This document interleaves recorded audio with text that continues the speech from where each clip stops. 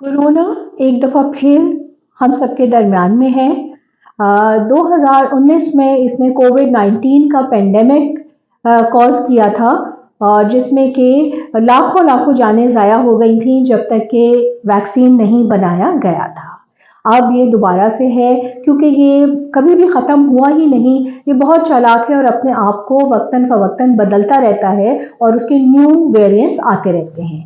तो इस दफ़ा जो वेरिएंट हमारे दरमियान है वो है JN1 वेरिएंट और जो वर्ल्ड हेल्थ ऑर्गेनाइजेशन है वो इसमें काफ़ी इंटरेस्ट दिखा रही है क्योंकि वो कह रही है कि ये बहुत ज़्यादा तेज़ी से फैल रहा है और ये हमारे इम्यूनिटी सिस्टम को भी बहुत चालाकी से घुमा रहा है और लोगों को इन्फेक्ट कर रहा है। पिछले 2-3 हफ्तों में यूएस में ही कोई 60% केसेस जो हैं वो कोरोना के आए हैं जो कि फ्लू लाइक सिम्टम्स के साथ प्रेजेंट हुए हैं और क्योंकि आजकल ट्रैवलिंग बहुत ज़्यादा फ्रीक्वेंट है तो हमारे मुल्कों में भी और दुनिया के दूसरे मुल्कों में भी कोरोना के कंफर्म केसेस आ रहे हैं जो कि इस JN1 वेरिएंट की वजह से हैं। अब किस तरह से है ये सिर्फ कंफर्मेशन हमारे पास ब्लड टेस्ट से हो सकती है लेकिन आजकल लोग ब्लड टेस्ट कम कराते हैं। तो हमें ये चाहिए कि हम दोबारा से इसके सिम्टम्स को रिवाइज़ करें और इसकी प्रिकॉशंस को रिवाइज़ करें। तो उसी के बारे में आज बात करते हैं। मैं हूँ डॉक्टर मरियम अतीक।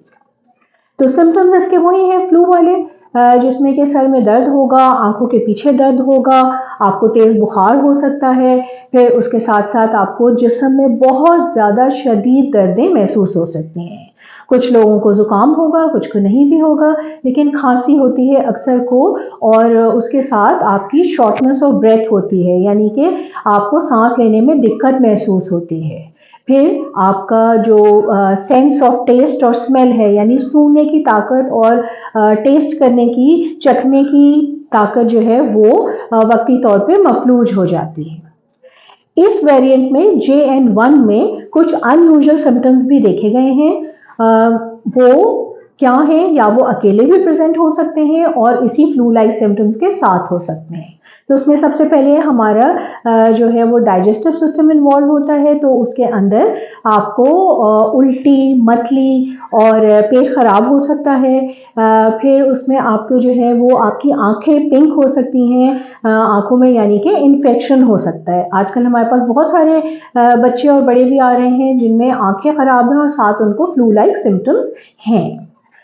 तीसरा जो है स्किन के ऊपर इसकी मैनिफेस्टेशन आ रही है जिसको कि ख़ास करके कोविड टोज़ कहा जा रहा है। हमारे हाथों की और पैरों की जो उंगलियां हैं उनके अंदर डिस्कलरेशन यानी कि उनका रंग ज़रा हल्का हो जाए और साथ में थोड़ी सी स्वेलिंग हो, जगह जगह पे ऐसे पैचेस नज़र आ रहे हैं कुछ लोगों में और कहीं पे उनके ऊपर एक फ्लैट किस्म का रैश है जहाँ थोड़े-थोड़े से बम्प्स हैं और कभी-कभी उनमें पस भी है।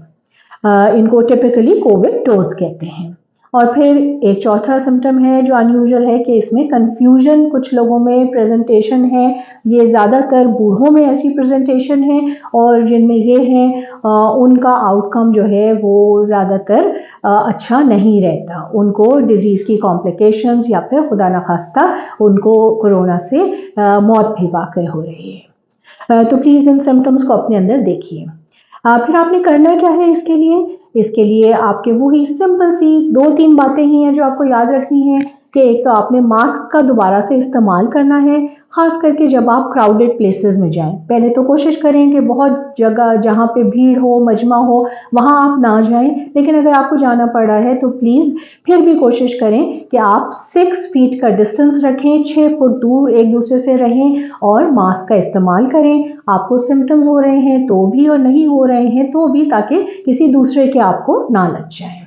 अगर आपके घर में कोई बाहर से आया हुआ है या कोई और ट्रैवलिंग हिस्ट्री है और उनको आके ऐसे फ्लू वगैरह हो रहा है तो प्लीज़ उन सबको आप 5 दिन का क्वारंटीन कराएं, यानी कि उन्हें आइसोलेशन में रखें, अलग रखें, दूसरों से मिलने जुलने ना दें ताकि अगर उन्हें हुआ भी है तो वो दूसरों को ट्रांसमिट ना हो। फिर उसके अलावा आपने जो है अपने हाथों को बार-बार अच्छे से धोते रहना है। अगर आप खाँस रहे हैं या छींक रहे हैं तो कोशिश करें कि हाथों में ना करें, ये अपने एल्बोज़ में करें और बेहतरीन तो यह है कि आप कोई टिश्यू वगैरह का इस्तेमाल करें और फिर उसको किसी बंद ढक्कन वाले डस्टबिन में डालें या किसी सेलोफेन वगैरह में डाल के उसको लपेट के नॉट लगा के आप फेंक दीजिए। इसके अलावा आपने अपना रेस्ट करना है, अच्छा सोना है, प्रॉपर नींद लेनी है, खाना सही से खाना है और छोटी मोटी एक्सरसाइज भी बरकरार रखनी है ताकि आपका इम्यून सिस्टम जो है वो तेज़ी से अपनी क़ुव्वत मदाफ़त को बढ़ाए और आप इस प्रॉब्लम से निकल सकें। अब एक और बात यह है कि इस दफ़ा जो है 3 किस्म के वायरसेस WHO कह रहा है ये एक साथ भी अटैक कर रहे हैं हमें। और ये क्या है, एक तो यही कोरोना हो गया, इसके साथ साथ जो है वो respiratory syncytial virus and SARS virus, इसको लोग आम ज़बान में फ्लू वगैरह का भी वायरस कहते हैं। तो जब ये तीनों वायरस एक साथ हमें अटैक कर रहे हैं तो WHO ने इसको ट्रिपल डेमिक का नाम दिया है और अल्लाह ताला हम सबको इससे महफूज रखें। तो प्लीज़ अपनी एहतियाती तदाबीर को बरकरार रखिए, अपने सिम्टम्स को पहचानिए और इस दफ़ा कोरोना को जीतने मत दीजिए। Stay safe and stay healthy. अस्सलाम वालेकुम।